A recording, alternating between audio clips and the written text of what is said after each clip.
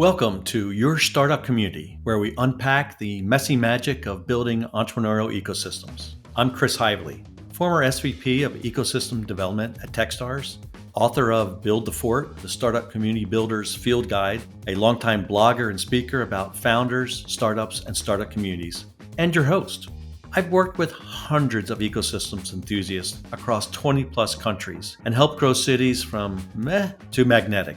In this podcast, we'll walk the talk. No hype, no fluff, just practical insights to help you and your startup community grow. So let's dive in.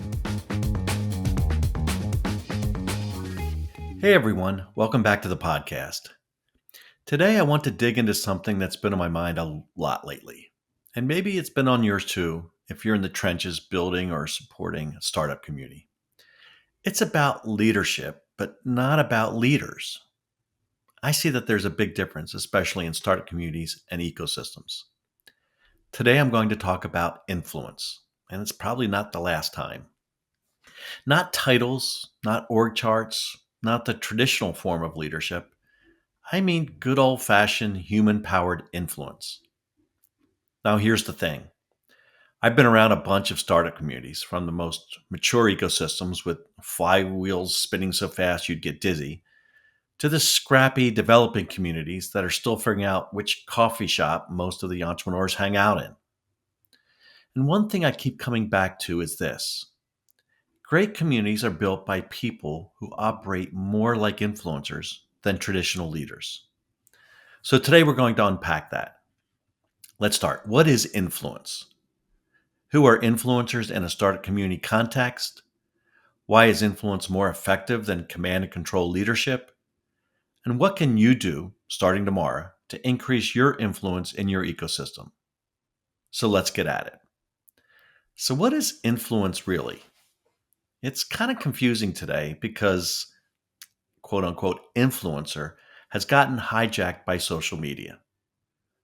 I know when I think about operating as an influencer, I know that many people think of Instagrammers posing with protein powder, trying to gain as many followers as possible so that they can turn around and charge brands for their influence.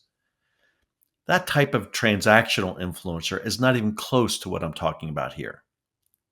In fact, I want you to throw out all of those social media definitions of that kind of influencer for today.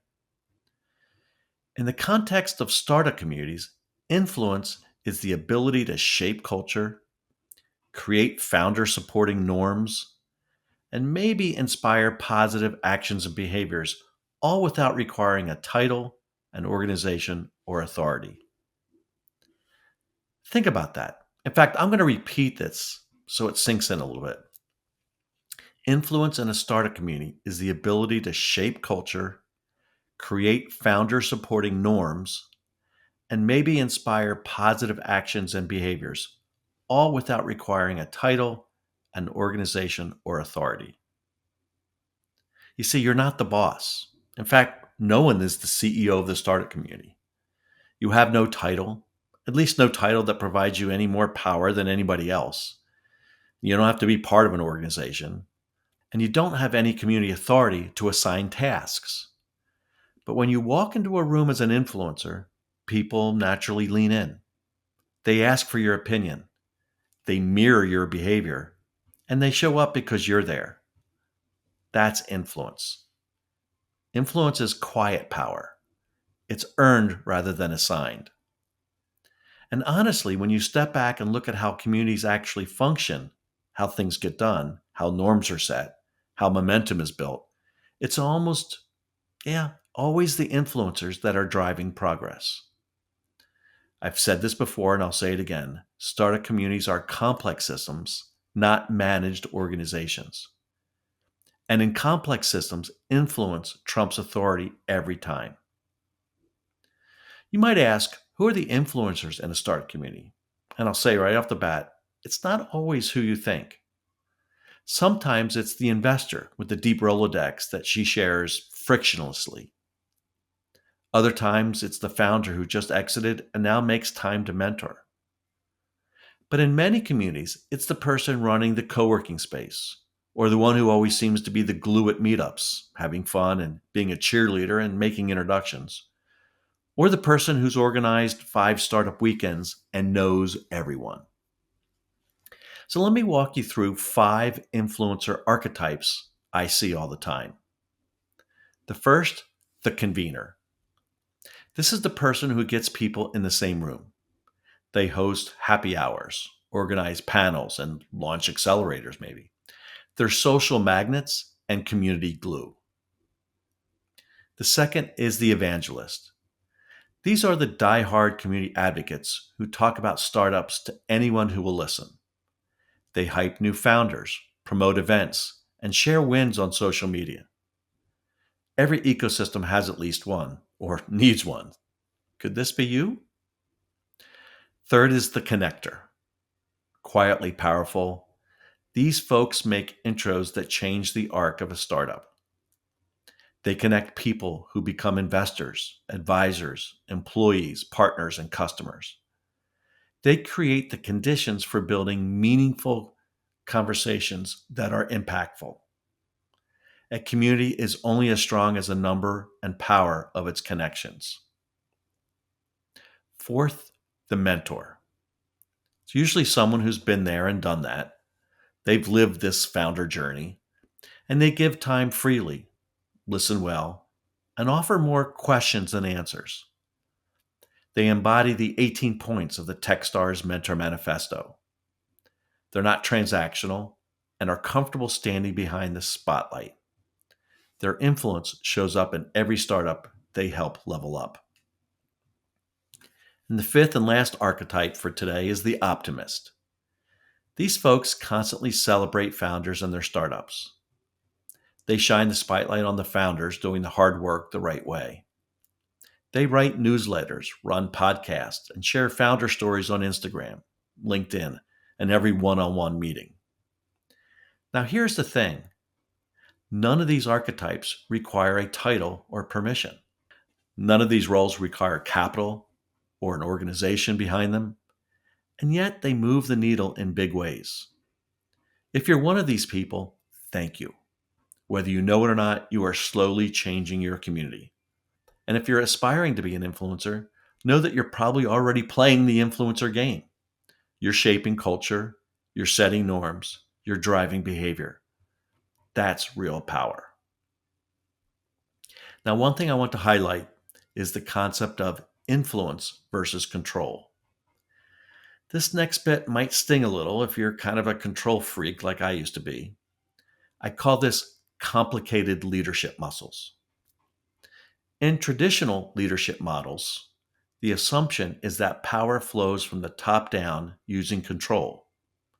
I'm referring to budgets and org charts and command and control decision making. But in startup ecosystems, that approach falls flat, which is why we advocate for complex leadership. Why? Because startup communities are volunteer heavy systems. They're decentralized, they're messy. You can't assign tasks, at least outside your own organization. And you can't mandate collaboration with your peers. Another way to view this influence versus control dichotomy is to understand that in startup communities, our complex systems model, actors can play multiple roles at the same time. Investors are mentors, founders are conveners, mentors are corporate executives, and researchers are investors. This is a typical complex human system, which yields unsatisfying outcomes for a control-oriented operator.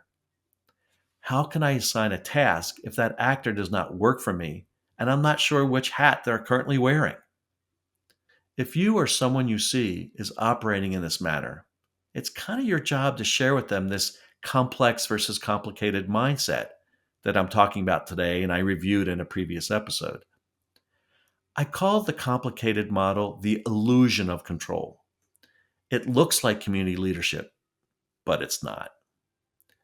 People are generally not listening to you or following your lead just because you or your organization wrote a check or hosted the meetup.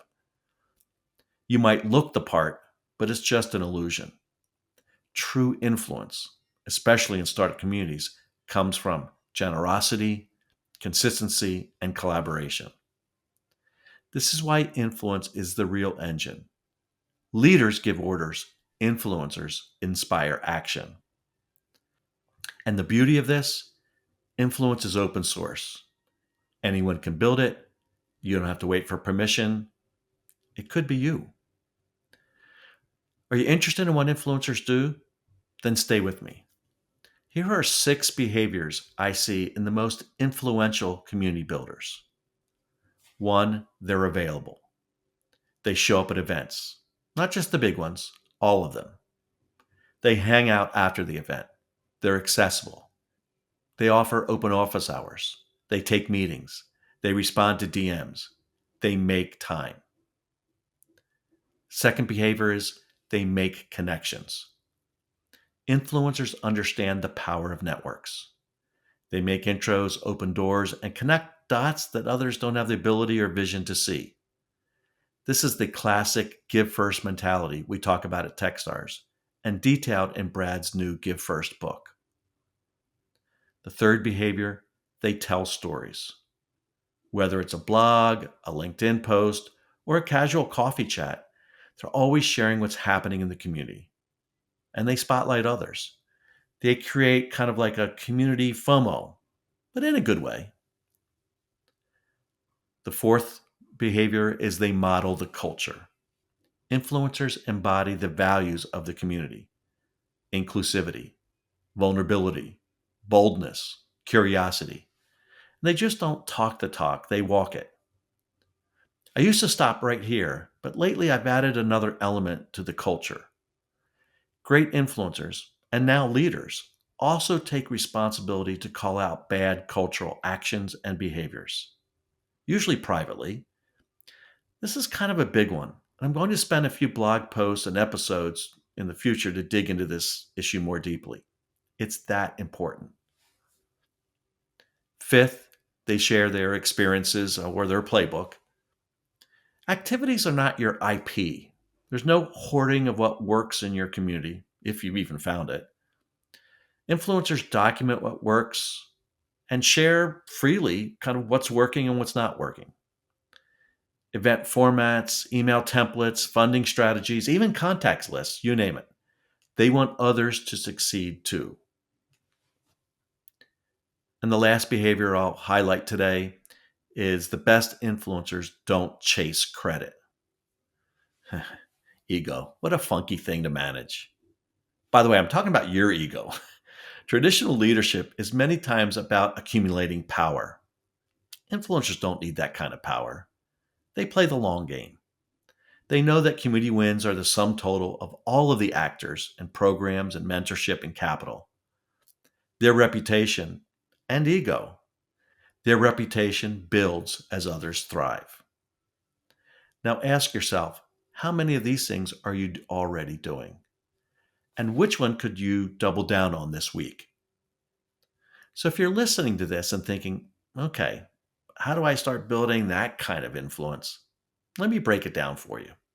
First, you don't need a 10-step plan or a personal brand manager. What you need is a starter kit. And this blog and podcast and the books referenced today are more than enough to understand maybe a new approach for you. And if you're still confused, just reach out and I'd love to have a chat about this. So here's today's 5-step starter kit.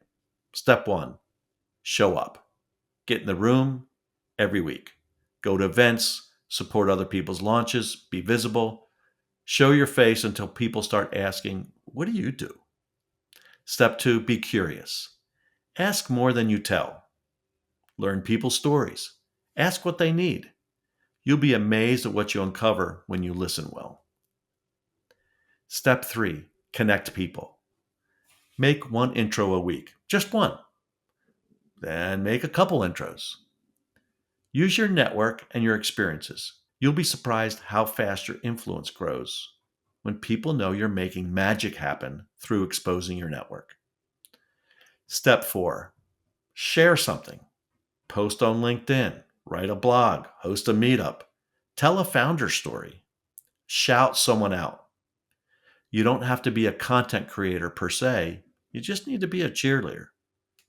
And lastly, step 5, stay consistent. This isn't a one-time thing. Influence compounds. The more you do, the more people trust you. The more people trust you, the more influence you gain. Influence isn't about being the loudest. It's about being the most consistent, generous, and trustworthy person in the room. And here's the kicker. Leaders might get remembered in org charts, but influencers get remembered in the origin stories. Think about the communities you've been part of, the ones that worked, and the ones that didn't. I guarantee you the vibrant ones had a small group of people who just kept showing up, who gave first, who connected, who celebrated others, and who made it easy and okay to take a risk. Those people, they probably weren't on the payroll, but their fingerprints are all over the community's DNA. You see, influence leaves a legacy that leadership rarely can. And so, my encouragement to you today is this: lean into being an influencer. You don't need a title to make a difference. You don't need permission to lead. You just need to show up, give first, and share your voice. Do that long enough, and I promise your community will grow stronger. Your influence will deepen, and your impact will last long after your time in that role is done. All right, that's it for today. If this episode sparks something for you, send it to a fellow community builder. Share it with someone new in your ecosystem, or better yet, use it as a conversation starter at your next meetup. Because at the end of the day, this isn't about any one of us becoming an influencer. It's about all of us creating a culture of influence. Until next time, keep building, keep connecting, and remember, you don't have to be a leader to lead. Catch you next week. Thanks for listening to this week's deep dive into the art and science of startup community building. If you like what you heard, subscribe, share, and maybe even shout it from your rooftop co-working space. You can also catch my weekly blog on the Techstars blog under POV. Until next time, keep showing up, build those connections, and as always, give first.